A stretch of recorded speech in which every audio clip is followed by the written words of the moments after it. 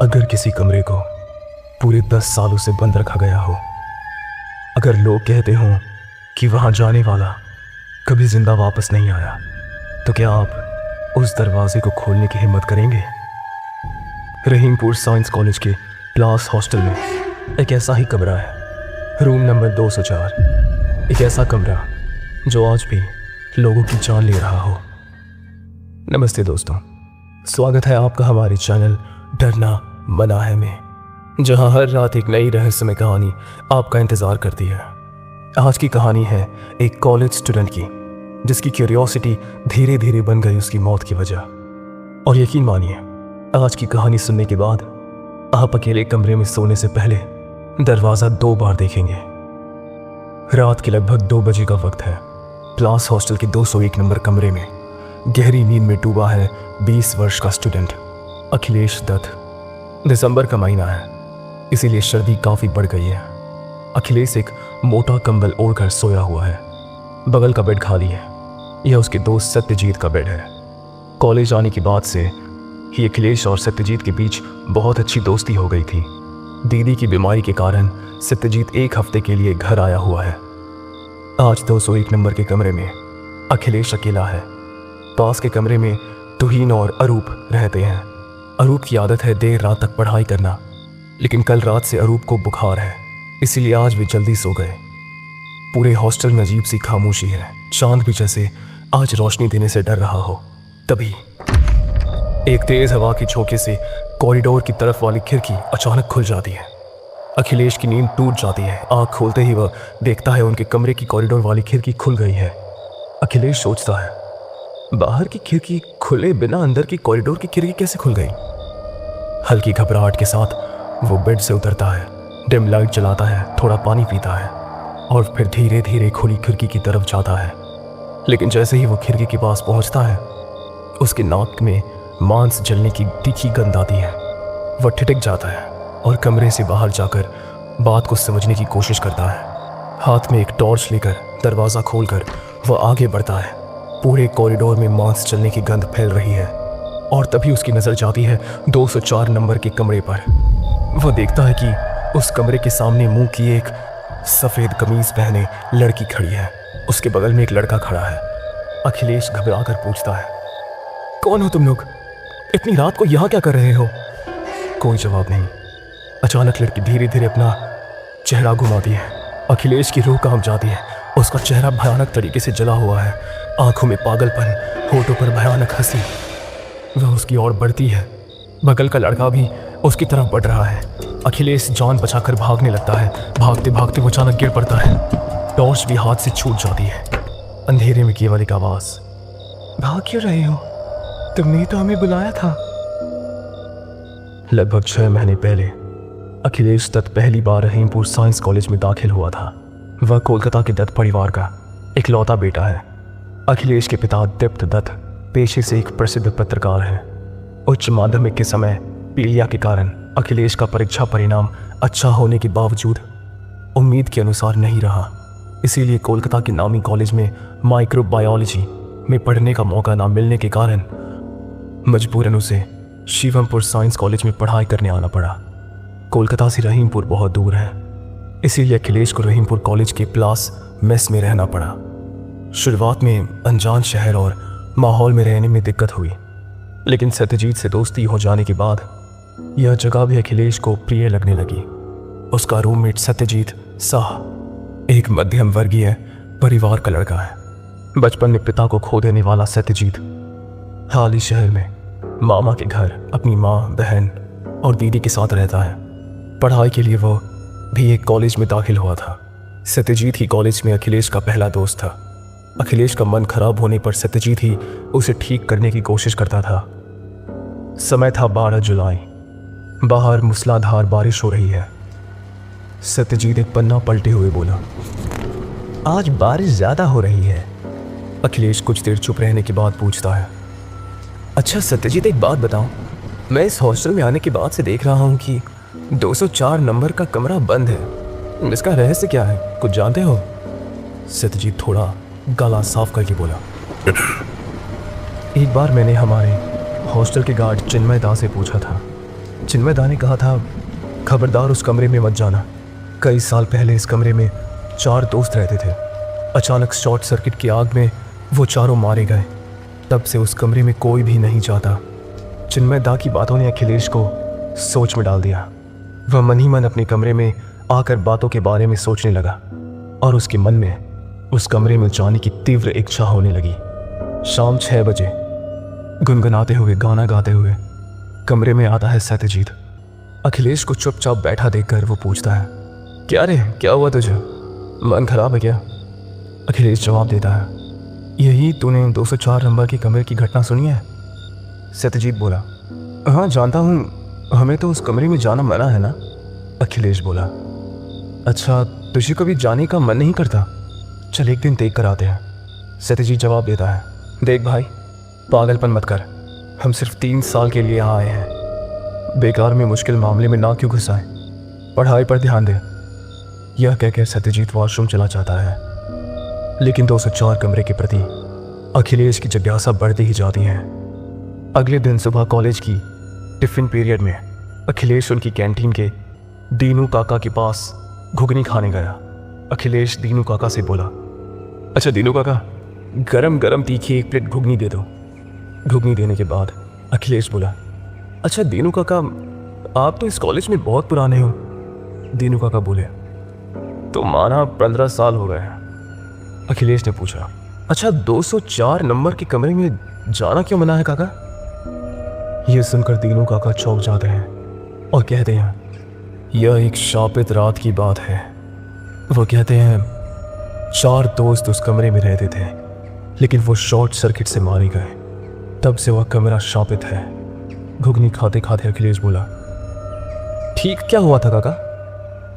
दीनू काका बोले, आज से 10 साल पहले इस कॉलेज में प्रदीप, प्रताप, सीमांता और सीमा रहते थे। यह हॉस्टल लड़कों का है, लेकिन सीमांत और सीमा जुड़वा भाई बहन थे। सीमा की शारीरिक परेशानी होने के कारण उसकी माँ ने प्रिंसिपल से अनुरोध किया कि उसे उसके भाई के साथ ही रखा जाए। इसीलिए वो सब एक साथ 204 नंबर के कमरे में रहते थे। सीमा बहुत ही जीवंत लड़की थी। पढ़ाई में इतनी अच्छी होने के बावजूद उसमें कोई घमंड नहीं था। कमरे के बाकी तीनों को भी वह भाई की तरह प्यार करती थी। लेकिन आया वह शापित 2 जून। उस दिन रोज़ की तरह वो खाना खाकर सो रहे थे। अचानक शॉर्ट सर्किट की आग लगने के बाद नींद में ही वो चारों खत्म हो गए। बगल के कमरे में जो सो रहे थे उन्हें चीखें भी सुनाई नहीं दी। अगले दिन सुबह सभी ने उनकी लाश पाई। तब से 204 यह कमरा बंद है। अभी कभी कभी उस कमरे से सामने से गुजरने पर रोने की आवाज़ सुनाई देती है। इसीलिए कोई रात में उस कमरे के सामने से नहीं गुजरता और वह कमरा कभी भी नहीं खुलता। यह बात सुनने के बाद अखिलेश काफ़ी चिंतित हो गया था। रात 8 बजे अखिलेश के कमरे में घूमने आता है उनके बगल के कमरे का दोस्त तुहीन। वो पूछता है, ये अखिलेश तू व्यस्त है क्या? अखिलेश जवाब में कहता है, नहीं, क्या बोलना है बोल, अंदर आ। वह सुनकर तुहीन उसके कमरे के अंदर प्रवेश करता है। अखिलेश का रूममेट तुहीन ना होने के बावजूद उसकी दोस्ती काफ़ी गहरी थी। अखिलेश तुहीन को 204 नंबर के कमरे की बात बताता है। तुहीन कहता है, देख भाई, मैं तो काफ़ी रात तक जाग कर पढ़ाई करता हूँ।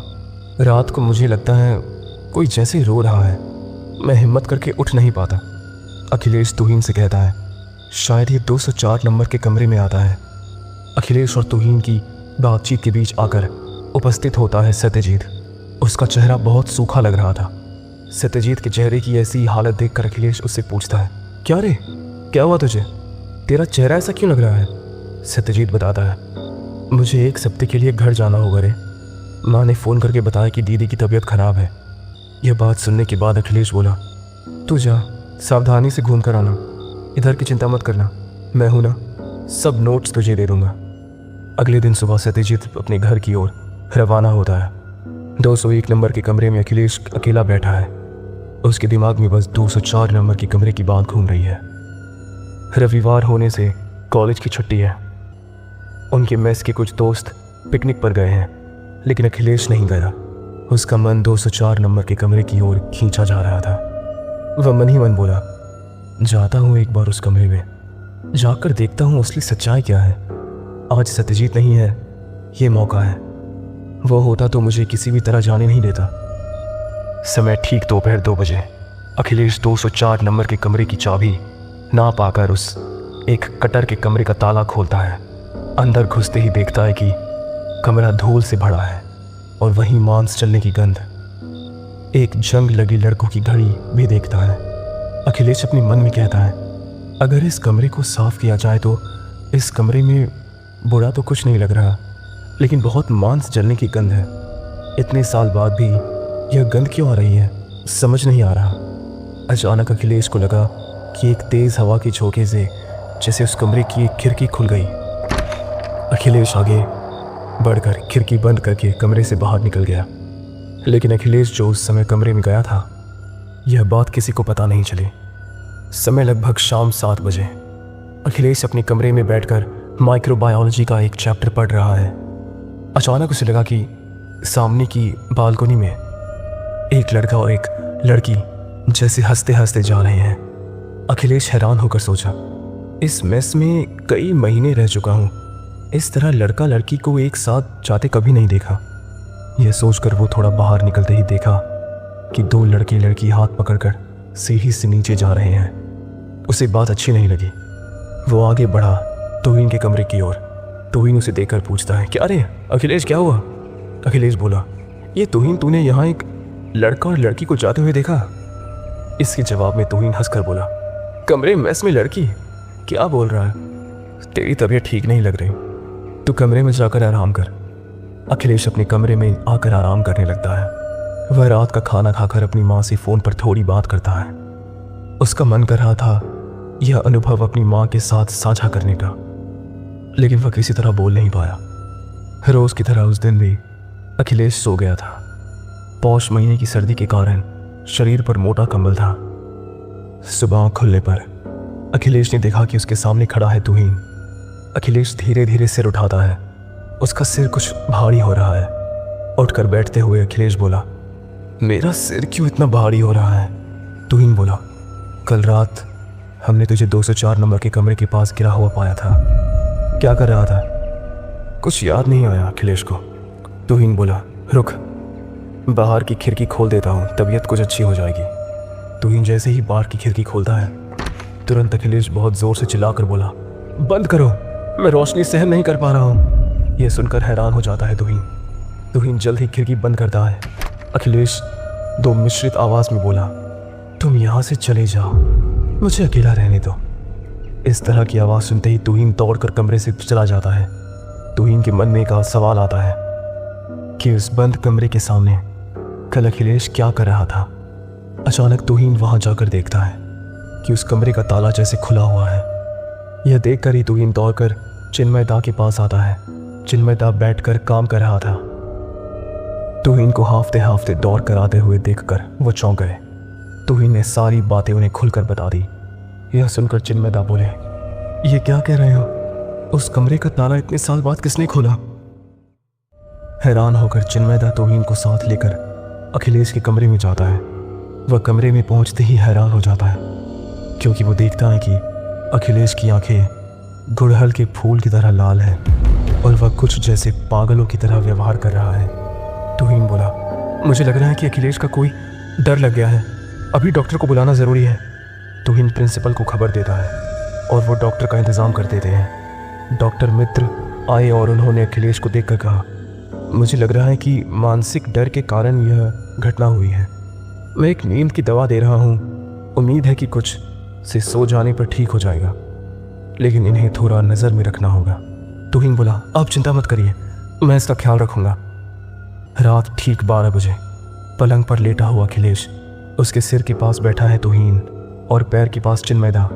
अचानक एक आवाज़ से उनकी नींद टूट जाती है। वह देखता है कि अखिलेश कमरे से निकलकर 204 कमरे की ओर बढ़ रहा है। उसे बाहर जाते देखते ही चिन्मय दा और तोहीन दौड़कर उसका हाथ पकड़ते हैं। वह मुंह घुमाते ही देखते हैं कि उसका चेहरा भयंकर जले हुए लड़के का चेहरा है। वह ठहास करके कह रहा है, इस कमरे को खोलना मना था, फिर भी उस कमरे को खोला, हमें बुलाया, उसे मारना ही होगा। चिन्मयदा थर थर कांपने लगते हैं और कहते हैं, यही डर मुझे था। कई बार कहा था कि वह कमरा शापित है, लेकिन अखिलेश दा ने अपनी जिज्ञासा के लिए यह कमरा खोल दिया। अब कोई रास्ता नहीं हमारे पास। तुहीन बोला, मैं जानता हूँ इस कमरे को खोलकर उसने गलती की है, तुम उसे छोड़ दो। यह सुनकर भयानक हंसी सुनाई देती है। तुहीन देखता है कि अखिलेश अपने हाथ से एक ब्लेड निकाल रहा है। तुहीन उसे रोकने जाएगा, लेकिन तुहीन अपना हाथ आगे नहीं बढ़ा पा रहा और चिन्मयदा की आंखों में धूल पड़ने से सामने धुंधला दिखाई दे रहा था।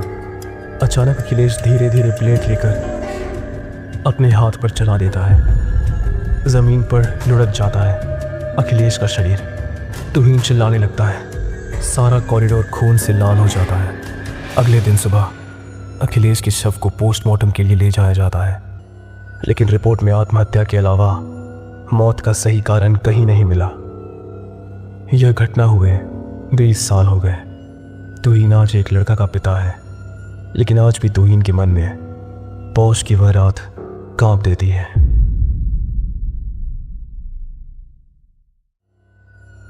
आज भी उस हॉस्टल का वो कॉरिडोर वैसा ही है। लाइट्स टिमटिमाती हैं और दरवाजा नंबर 204 आज भी बंद है। कहते हैं उस रात के बाद किसी ने फिर कभी उस कमरे को खोलने की हिम्मत नहीं की। तो अगली बार जब भी आपका मन किसी बंद दरवाजे को खोलने के लिए बेचैन हो, एक बार रुक जाइए, एक गहरी सांस लीजिए और खुद से पूछिए, क्या यह दरवाजा वाकई खोलना जरूरी है? क्योंकि कुछ रहस्य जब तक छिपे रहते हैं तब तक सुरक्षित रहते हैं। जैसे ही उन्हें खोलते हैं वो हमें अपने साथ ले जाते हैं। अगर आज की कहानी ने आपको रात भर जगाए रखा तो लाइक का बटन दबा दीजिए, चैनल को सब्सक्राइब करिए और बेल आइकन को जरूर दबाइए, ताकि अगली डरावनी रात जब आए तो सबसे पहले आपको मिले। और हाँ, सोने से पहले अपना दरवाजा एक बार फिर जरूर चेक कर लीजिए, कहीं वो खुद ब खुद न खुल जाए।